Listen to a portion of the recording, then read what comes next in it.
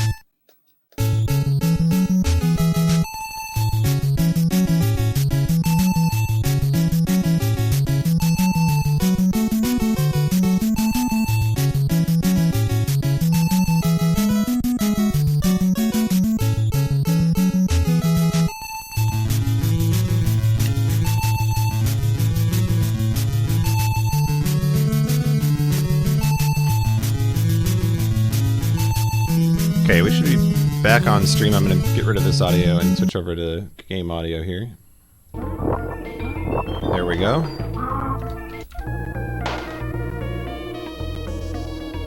Welcome back, everybody.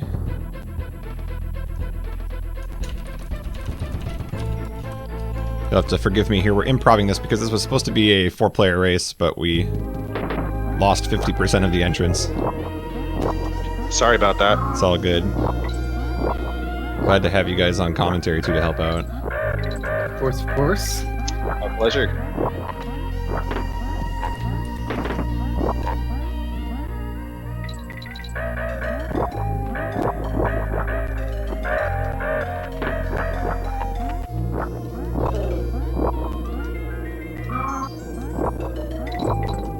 Okay. I think we're all set up.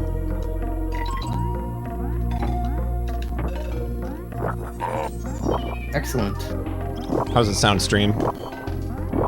I think if you guys want to ready them up, we're probably good to go. I think they should both still be able to hear us. Nam, Kigou, are you ready to go?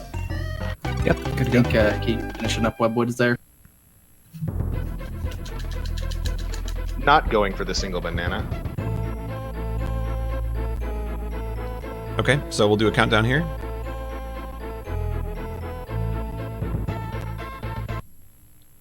Oh, there we go. He's reset now.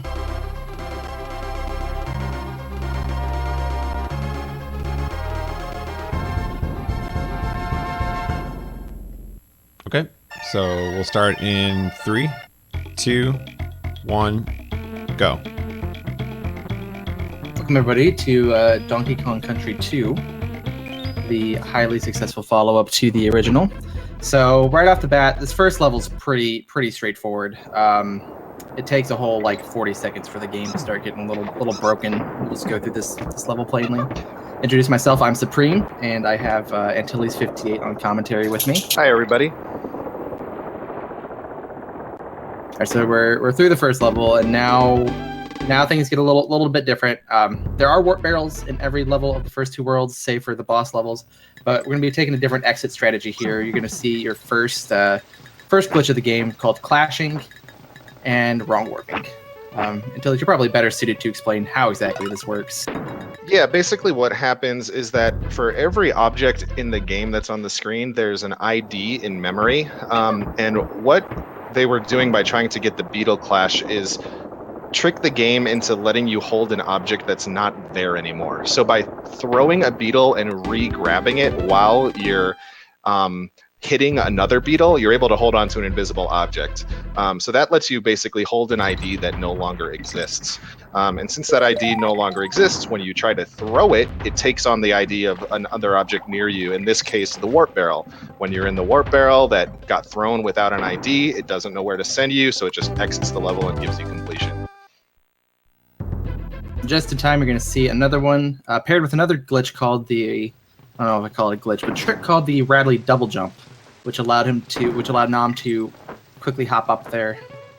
That one right there is probably one of the hardest tricks in the entire game, so that Nam nailed it so smoothly is pretty impressive. And then Kigou decided just to take the warp barrel. A little bit of a time loss, not a huge deal. Yeah, I don't blame him. I don't blame him for that, because if you miss that first wrong warp, the wrong warps are very sensitive, and we'll talk a little bit more about that later. But if he moves slightly wrong and doesn't get it, it can end up being a major time loss. And Nam gets Crow down really quick. Don't have time to explain how this guy can make you hate your life here. So Crow, the first 2 hits are pretty straightforward. The second 2, as you see Kigou there, gets that as well. Were they both fakeless?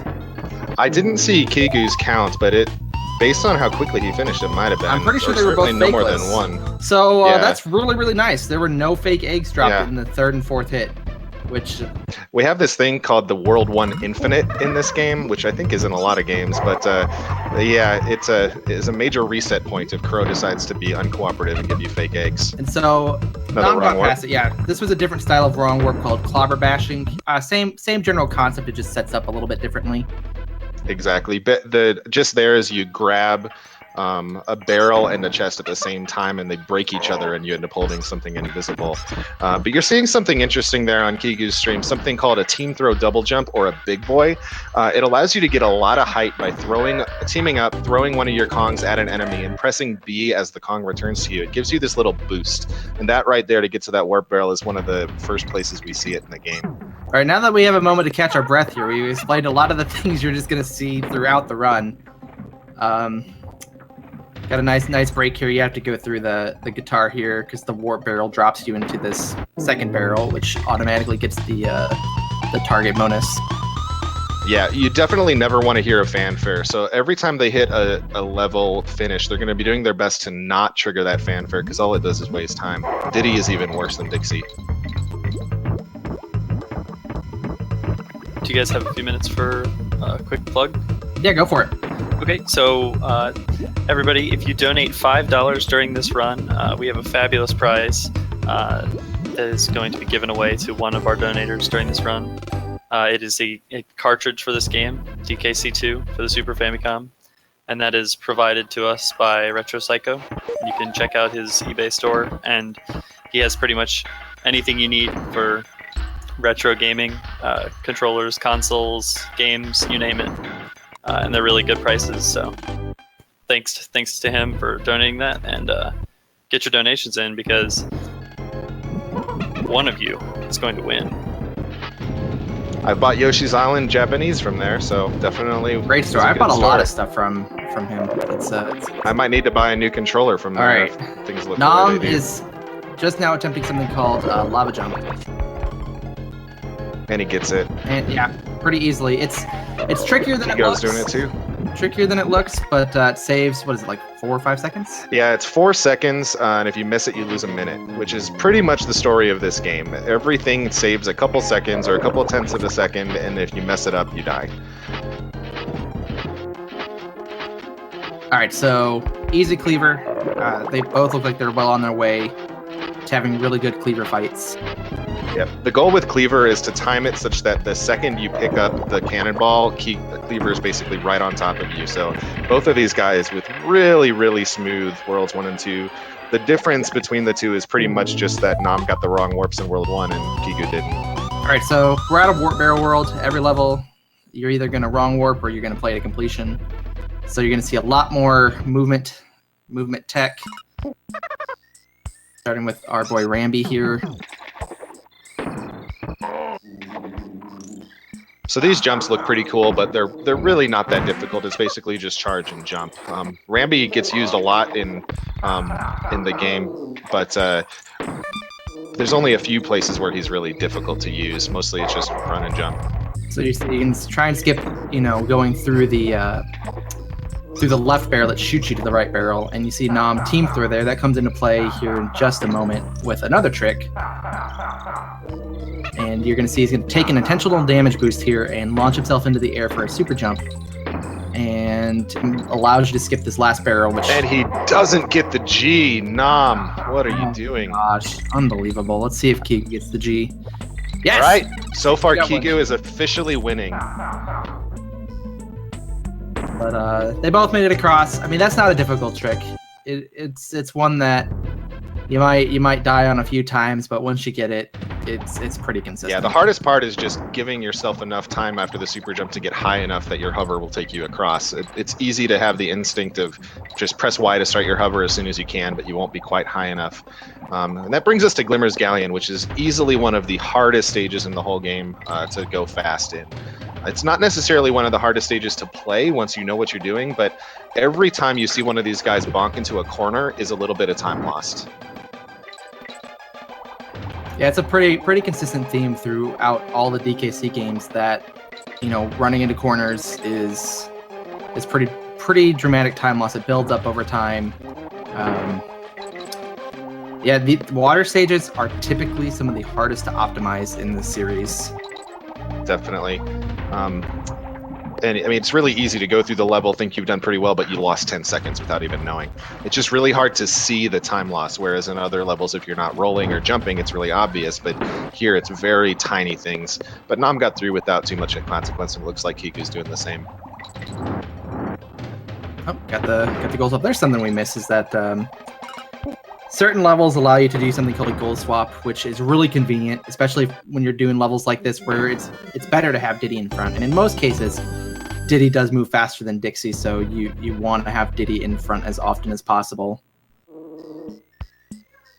So this is kind of, to me personally, this is where the game really picks up in difficulty. Agree. It's probably the first major run killer if you manage to get through World 1.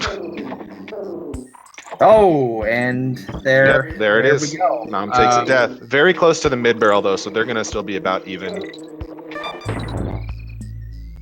Yeah, Kigu has a slight lead, and it's just these crocodile head platforms. They have slightly different physics, and it can be really frustrating to get a handle on them. Their hitbox, or not a hitbox, but how you can land on them is kind of funny. Like if you're right on the nose, you might not quite land on them. So it can be frustrating. Yeah, it takes a lot of time to get used to, a lot of practice. Both guys taking it a little bit safe there through the end. Probably a good choice. And we're on to Rattle Battle, the first level that actually turns you into an animal buddy, I think in the series. But the key with Ratley is they're going to try to stay in the air as much as they possibly can. Ratley moves very slowly on the ground, but pretty quickly through the air. So what they're doing is basically timing their jumps onto other enemies as perfectly as they can, and then using that to stay airborne and fast as long as possible.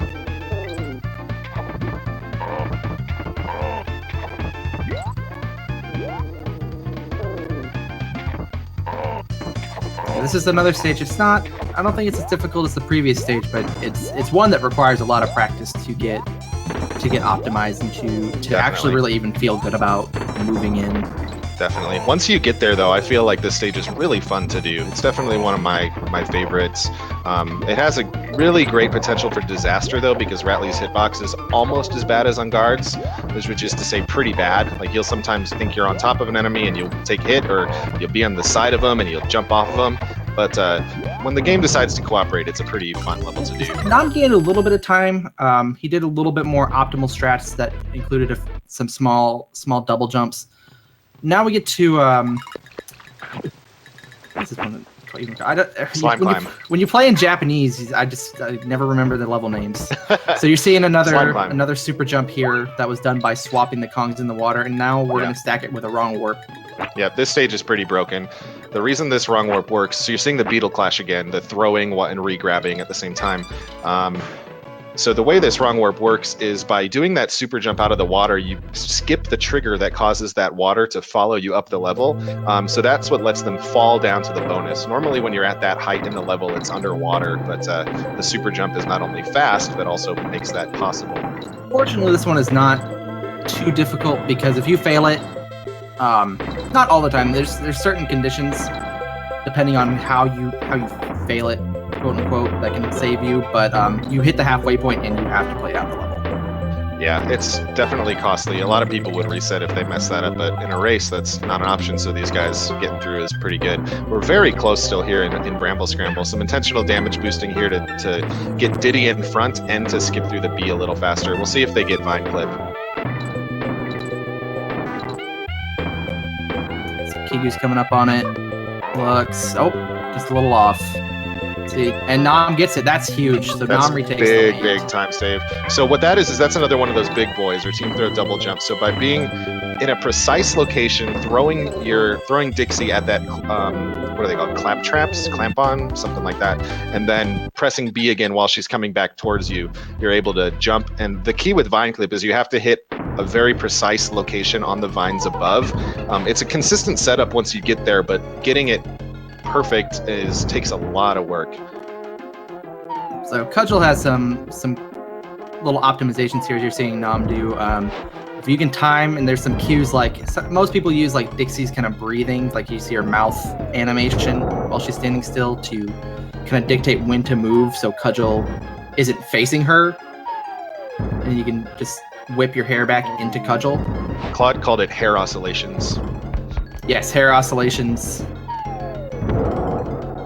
But it gets faster for the most. I think the fourth hit is a little slower than the third hit, but other than that, it just gets progressively faster. Correct.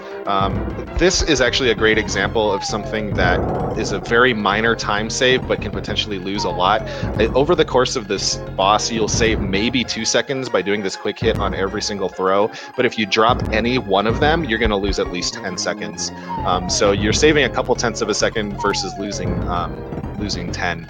So it was a while before I decided to learn this, just because it's kind of a boring thing to learn. But once you get it, you've got it forever.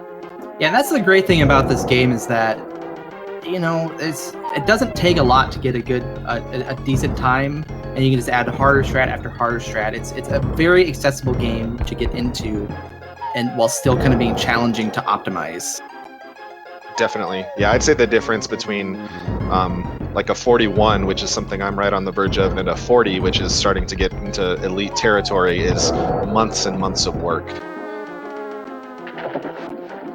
All right, so both getting through World 3. Nam has a little bit of a lead again. Pretty much because of Vine Clip and the quick kill. But there's this world is a pretty big, could be a pretty big time sink depending on how the tricks go. The tricks are pretty punishing in this world. This is also one of the best levels as Dixie. This is pretty much her time to shine as a platformer. But first, we have a neat little trick we call Scrolly Scroll. You can see because of how we set up with Squitter. Now the screen is scrolling really quickly.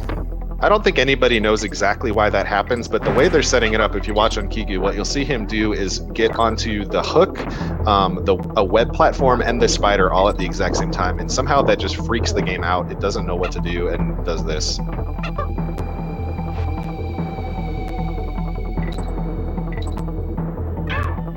Nam's PB is, what is it, 4140? 4141, I think, was the last I saw. And then Kigou is in the 43. I'm not exactly sure about Kigu's PB. Yeah, I'm not sure either. It's close enough though that, as you've seen, any mistake from Nam is gonna put Kigou right in the lead, and then but Nam has enough movement that he can start to make that up. So this could be a very interesting race. I'm a little sad that I wasn't able to participate. I was originally slated to, but my PB is right there in the middle of these two. I've got a 42, so it would have given us a pretty good balance of. And Void also was going to participate, and he has a 40, so it would have shown up a lot of different strats and potential. But Kigu's a 4309, so that's actually pretty darn close. That's a very low 49. That is, yeah, that is. So this is a close race. We should get some good stuff, but this is a good time for any donations if we have them. We do not have any donations yet, but that means that anybody who donates now will be the first entry to win the DKC2 cart. Get in there.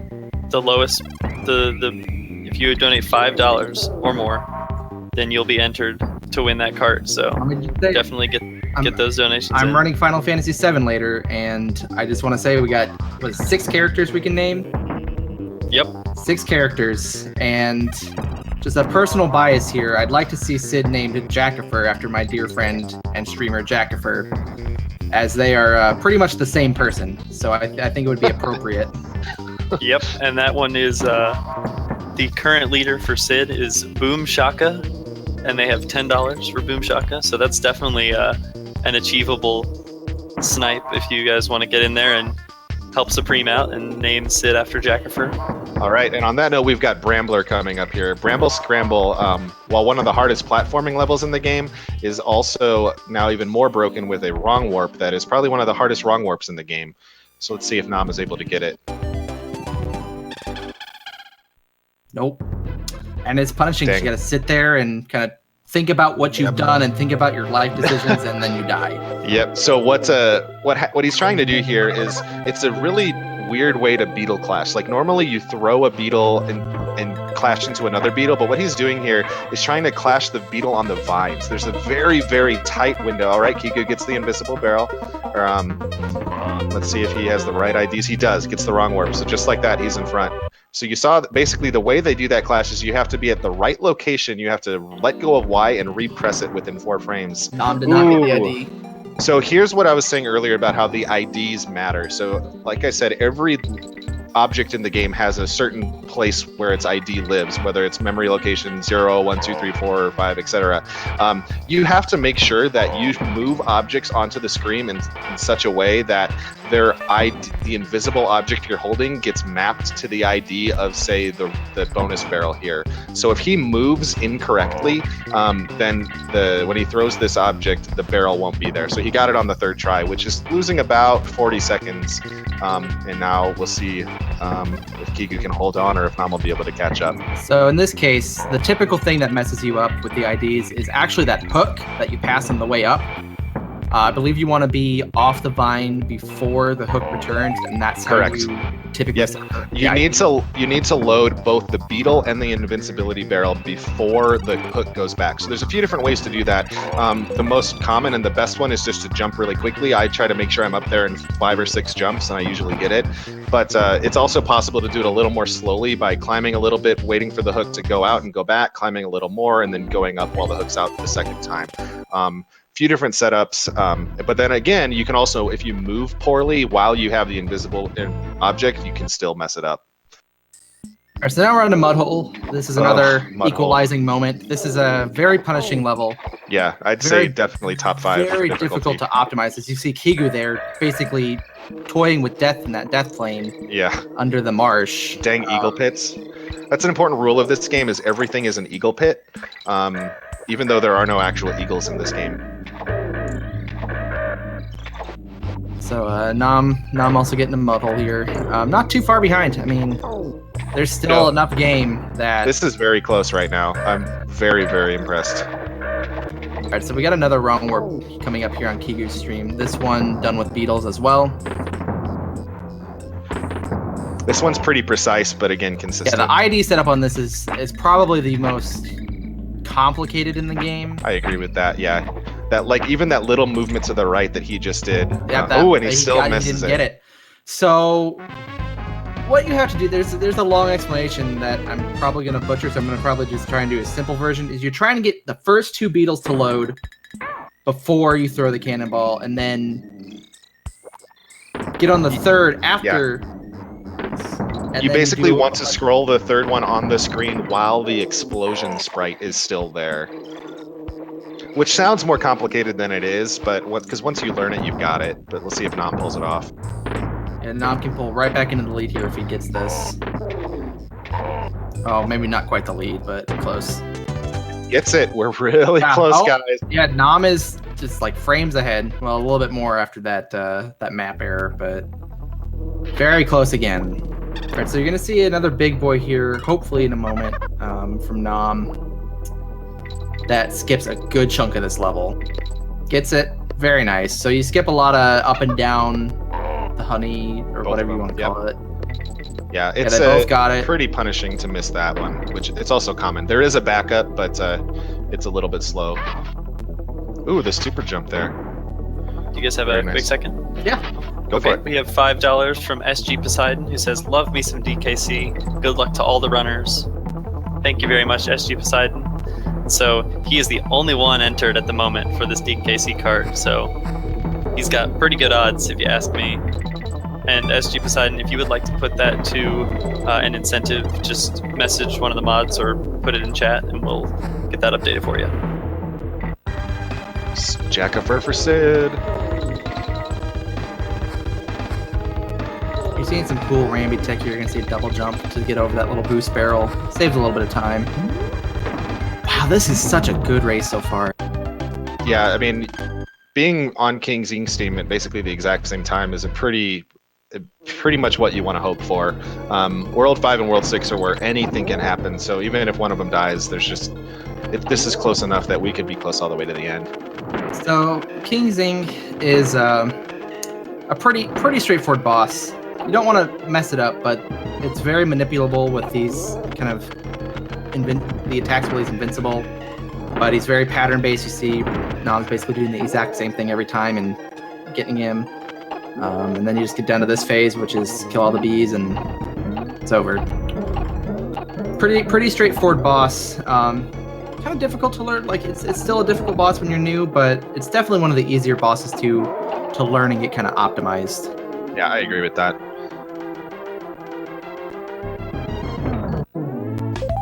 Wow, both on the fanfare at the same time. Awesome.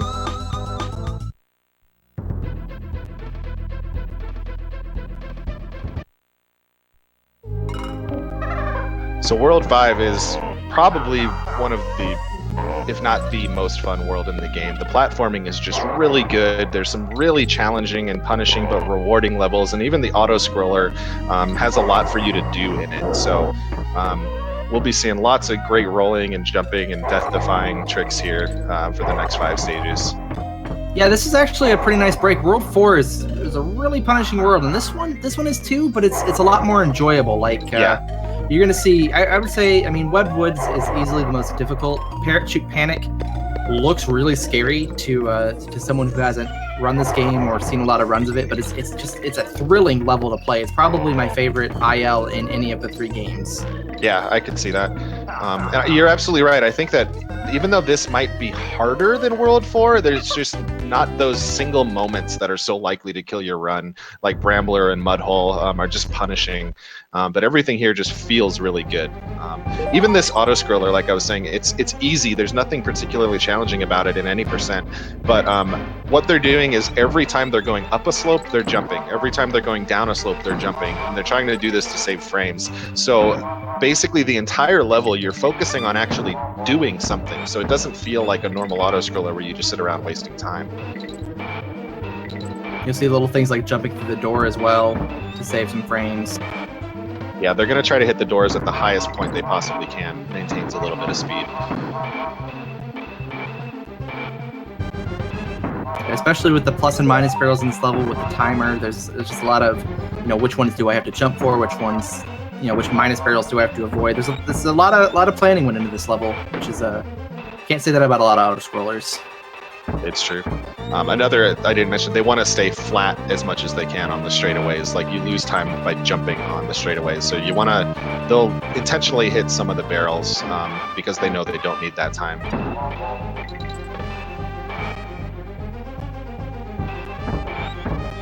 They're passing over one of the most infamous bonuses in the game. Ooh. Haunted Hall bees strike again. Those bees are deceptively difficult to jump over. Yeah. It feels like every Donkey Kong game has at least 1 or 2 bees that is bizarrely difficult. Like you have to almost be inside the head of the bee before you get to the hitbox, and then you can safely jump over it.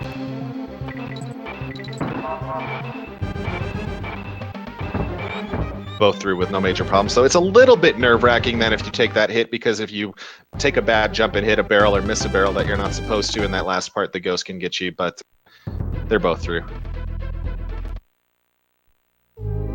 Windy, or what is this? Gusty Glade. Yeah, introduces the wind mechanic to this game. Always represented with leaves. But this stage is probably might be my favorite aisle to do in the game, just because the wind makes it feel so fast. Ooh, going for the chestless roll there. So it's hard, but not too hard. There's a lot of interesting tech, and it just feels really, really good when you do it right.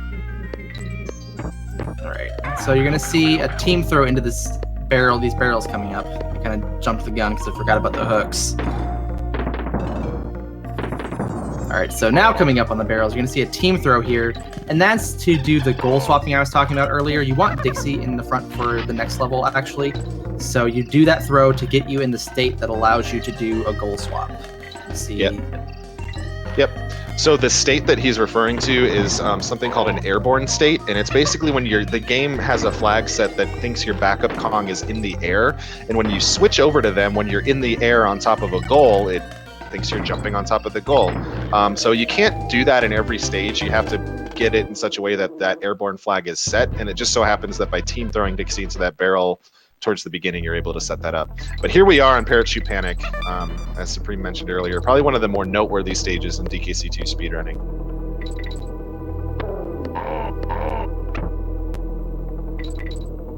We have a $5 donation from Fat Homie 666 who says, Parachute Panic is impossible. Put this towards Jackifer as Sid. Thank you very much, Fat Homie. Thank you, Fat Homie. So, I mean, like, it's hard to describe, you know, this stage just takes a lot of practice and knowing where am I safe, where am I not safe. Yeah, it's much more about memorizing than it is about difficulty, but both of these guys giving us a clinic, going for the 1 damage strategy. Amazing stuff from both players. Yeah, so that stage, I think, almost more than any other, kind of tells you a runner's skill level or what they're comfortable with. There's just so many different ways. You obviously can go down it very slowly if you're new. You can, you know, take parrots where you think you need to, all that kind of thing. But they did, as Antilles said, the 1 damage where you only lose a Kong in one spot in order to damage boost to the end there. It's pretty difficult, but boy, is it fun to watch, and it is fun to do. Ooh, big death there by Nam right before the mid barrel. That's costly. Webwoods is like Supreme said earlier, the hardest stage in the game. And the thing about this stage is that the better you get at the game, the harder the level gets. There's no getting good and then suddenly the level is easy here. The tech you need to do gets harder and harder, and it's always unforgiving. So that was a really, really costly place to die. In fact, that might have been the worst place to die in the whole stage.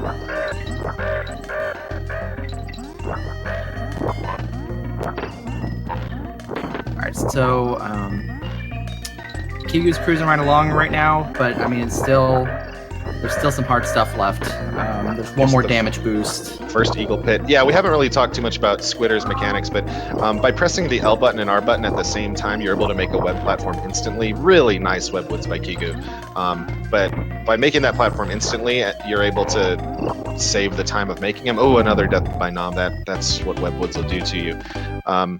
And then the other big tech in there is Squitter damage boosts. With a few different animal buddies, if you take damage, you're still able to jump right after taking that damage. So there's a few frames where you can press B and get a little boost, and combining that with the instant platforms allows you to pretty much just hold right for the entire stage. All right, so Crow 2, Creepy Crow.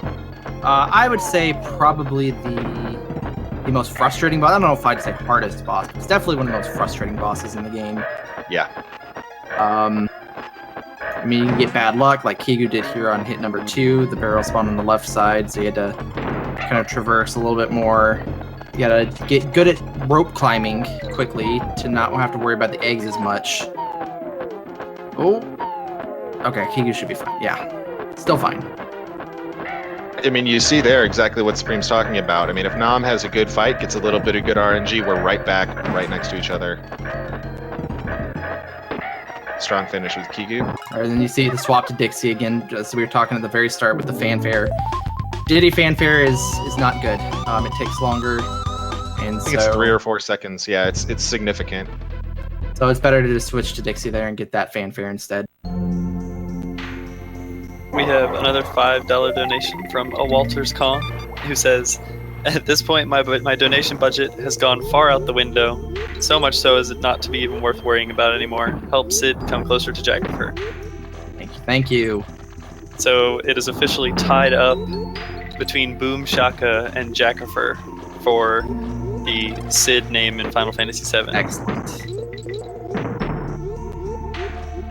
All right, so we'll tell an anecdote here during this stage. On guard is I hate this fish so much. A very inconsistent character. So some of you guys know me. I'm a DKC3 speedrunner by trade. I've also run the other 2 games. And on guard is like a monster in 3. It's like just nothing really stops him as long as you're attacking. So I come to this game and I get to this stage. I'm like, this is gonna be so easy. I don't understand why everybody thinks this stage is so difficult. And like the first time I like attack something and I don't do it just right and I get in the hitbox and take a hit, I'm like, okay, well this guy kind of sucks. And he kind of does in DKC2. It's very funny. Fish so much. He's terrible. His hitbox is really questionable. Makes traversing the stage very frustrating. On top of the fact that you kind of have to get a good handle on when to charge, how long to charge, all of this stuff.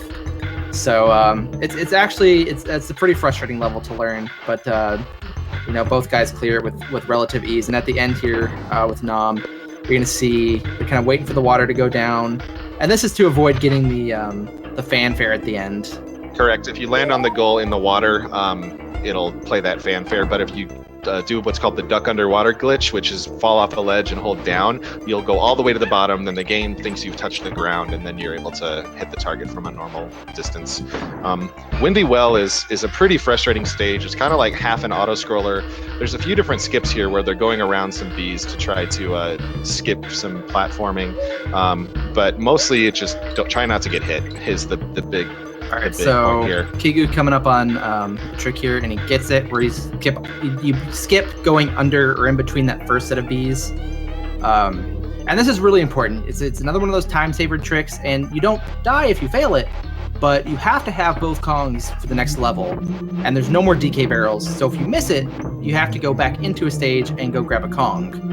Yeah, it's 2 seconds to save versus 10 seconds to lose.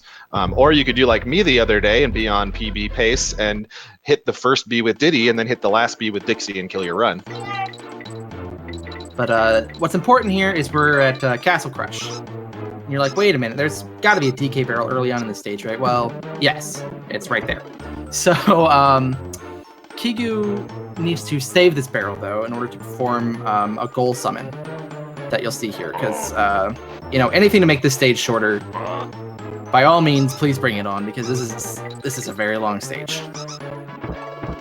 So you're gonna see him kind of guard this barrel, put it down when there's really not much of a threat, or when he doesn't need to like kind of move horizontally, and then kind of guard it with his life the rest of the time. The hardest part of this stage is just keeping that barrel alive. And this actually is the reason I dropped out of the race, is my controllers were giving me some really weird behavior, and it was both of them, so it might be my Super Nintendo, but if I was holding a button, sometimes it would just not stop registering that I was holding, which means that in this particular stage, I would throw the barrel without realizing that or without intending to, which pretty much kills any chance I would have of actually doing this. So here I am with Supreme. Well, I'm glad to have you here. It's glad to be here. This is a little less nerve-wracking from this side. All right, so you're gonna see right at this specific spot. You're gonna kind of clash here. Diddy takes the damage, and bam, there's the goal. So you cut out. It's gotta be like more than half the level, right? I forget the exact percentage. I think it makes it 1.5 minutes, and whereas the level is normally 4 minutes long. I mean, it's interesting in the 102% category for this game. You actually do that twice. That level is so long that it's actually faster to do that skip, then go back and do the level again, get all the bonuses and DK coins, and start select out than it would have been to actually finish the stage normally. So it's definitely one of the most important skips in the game, and also one of the easiest. Like, I would always recommend to new players learn that one first. Yes. It's going to be always worth it. That's a free, like 2.5 minutes, as you said, to just cut out, and it's a really easy trick to learn. Clappers here it's not an easy stage, but it's definitely a breather compared to most of the others, which have difficult movement or some kind of trick to master. Oh, but Kigou does not throw his girlfriend in the correct direction. Backwards girlfriend throw. Oh, not going at all. Ooh. I don't necessarily blame him here. So normally you throw Dixie into the invincibility barrel. Oh, that's a good backup strat. I like that. Yeah, taking that barrel probably would have been faster than trying to get the invincibility again. Nam will hit the girlfriend throw, though, and save some time. We've got the next 3 stages, though, are what we call the gauntlet.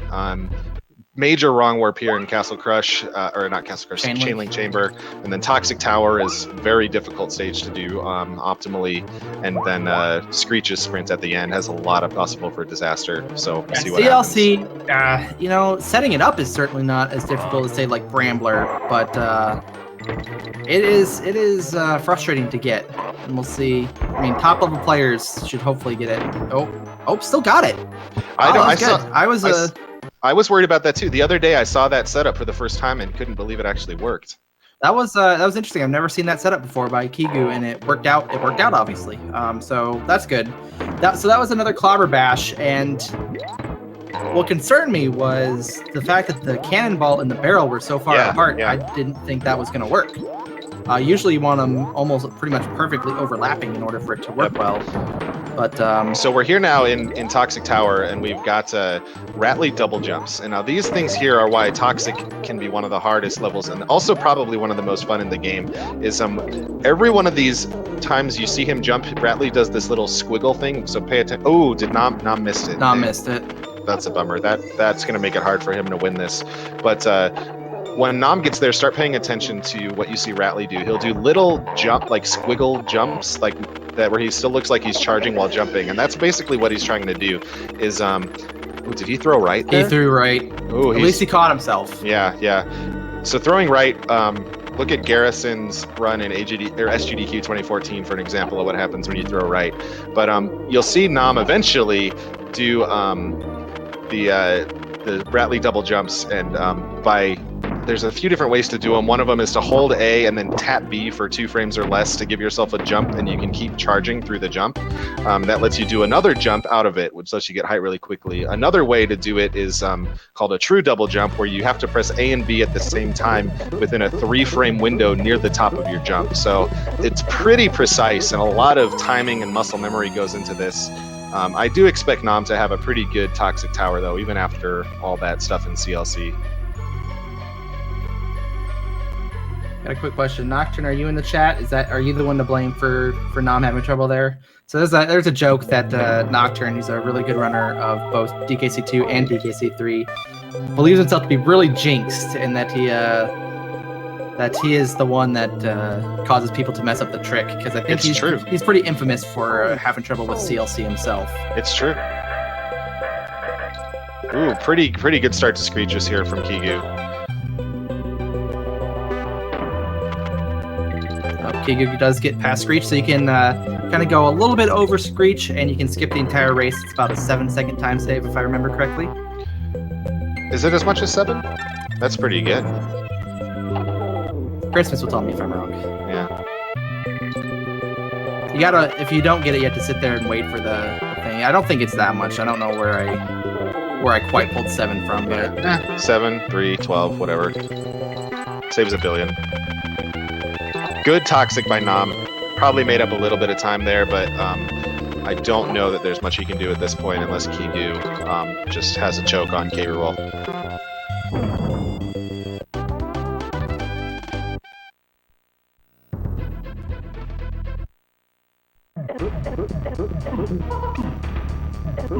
What time are we at right now? I don't have a timer up. Nam is entering world, or he got the coin at 39.40. 3 seconds? Okay, I don't know. Like I said, I don't know where I got 7 from. As soon as I said that, I was kind of questioning myself. So was I.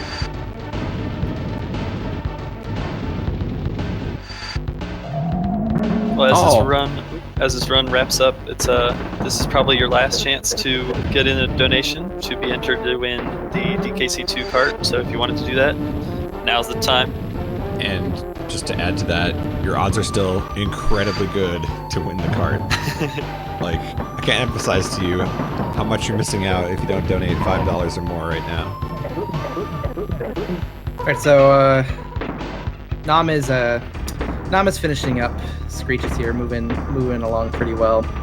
K-Roll fight is, I mean, it's all but like a scripted fight. You obviously have to still throw the barrel in, and there's some difficulties at the end, but it's all pattern based. It's a pretty easy memorization.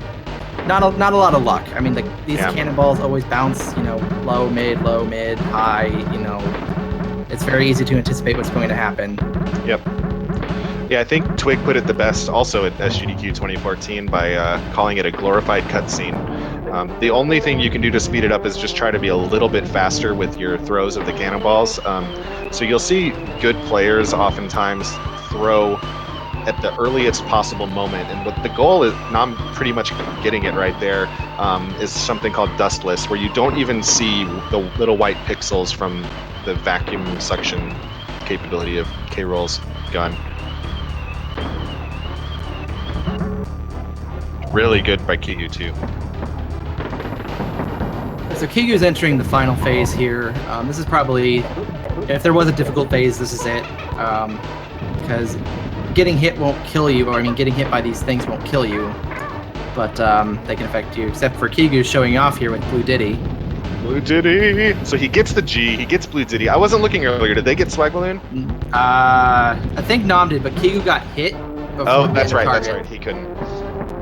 All right. Well, 2 points to Kigu, 1 point to Nom. We did get a donation, by the way. Go for it. Yep. Do you want to read it, or do you want me No, to? it's all you. Okay. We have $5 from BJW, who says, "Heavens feel. Put this to file name Donguri for LADX." Thank you, BJW. Thanks for that donation. All right, so this is the one you really don't want to get hit by, the one that Kigu is on right now. It reverses. Oh, well, I apologize for that. We'll see if he knows what to do. So it's true you don't want to get hit, but there are very consistent ways to deal with it. The problem with it is that the blue reverse controls run out right as you're supposed to be grabbing the final cannonball. So let's see what he can do. Okay, I think he's fine. Yeah, good job by Kigu. All right, Kigu's gonna win. Wait, Let's see what. is Kigu gonna PB? I think he is. That's why I asked I'm earlier. sorry, I'm looking over the timer that's delayed. It's very close though. He got a 43.15. Oh, It's only very a close to 6-second bomb PB. is PB. Wow. That's basically good. that's basically the Vine clip. That was pretty much his only major mistake in the whole run, was missing Vine clip. Whereas Nom obviously had a lot more go on. And you see Nom go for Blue Diddy as well.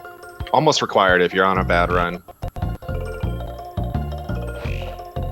But I mean, this just really goes to show is Nom's PB is maybe a minute and a half or so faster than Kigu's, but Kigu just executed more consistently across the board. A lot of times you saw Nom start to catch up because he does do a little bit more advanced tech, but it just wasn't enough to make up for the mistakes, which were all pretty costly. By the way, the timing of it couldn't have been better. As soon as this run was over, the stream started to cut out and go gray. So he snuck it in there just in time. You're supposed to splice during the run, Kiku. Clearly, he didn't need to. Clearly not. It's a great run. Wait, did Nom miss the throw? I thought I saw oh, yeah, never mind. Ignore me. I keep looking over at chat, so I'm seeing the same thing again. I'm bad. 44.38. Not bad. He won't be too happy with that, but still a very good race. 44 in a marathon run is like the DKC standard, DKC2 standard for a while. It kind of is, yeah. And it was very back and forth as well. Like a lot of time, a lot of lead changes. It wasn't until Webwoods when Nom died that it really swung for Kigu's favor for good. Obviously, the CLC misses by Nom didn't do him any favors, but other than that, very, very good, very entertaining race. Good stuff. If only it had been a 3-person race. Or a 4-person race. There's always JRTA3 for the run back. Alright, GG's. It was a good race. Thank you again for jumping in on commentary despite the SNES issues you were having. Yeah, my pleasure. Glad I was able to help with something, and hopefully I can get those sorted out. Yeah, thank you to you both. The commentary was really good. Yes, we'll see Supreme later too. He's going to be our finale runner, so... I think I'll hang out with Alta Biscuit too, since Sounds I know good. a little bit about this game. Yeah, you're kind of so. pulling double duty today. You're doing commentary, you're doing a run for us, so glad to have Anything you. to help the cause, man. Supreme RTA3. All right, with that, I believe we will advance to our next game. So thanks, everybody. Stay tuned, and we will... Can I read one? We just got a donation real quick. Very quickly. Okay, Bobo Blio donates $5. He says, put this towards Magical Poppin' for Best Anime. So thank you very much for your donations, guys. And all of you are entered to win the DKC2 cart. Okay. good. I am going to set up for the next run, so we'll play some music and be right back.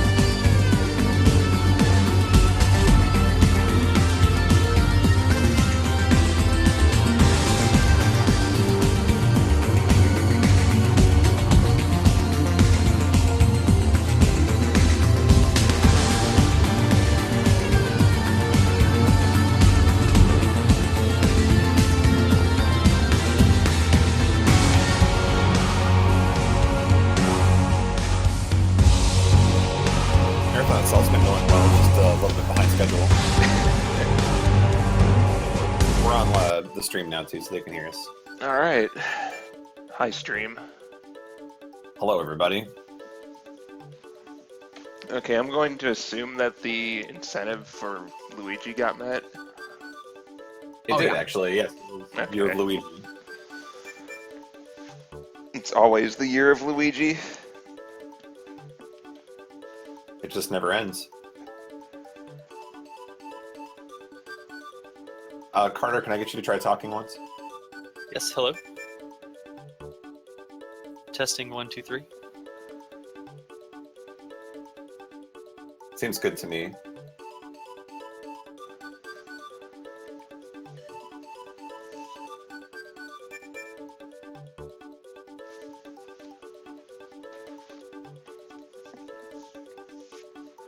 I gotta be honest, when I was first setting up for this, or when we were first picking the games, I had a tough time breaking out of the vision that you were running the Wii version of this for some reason. That is the more common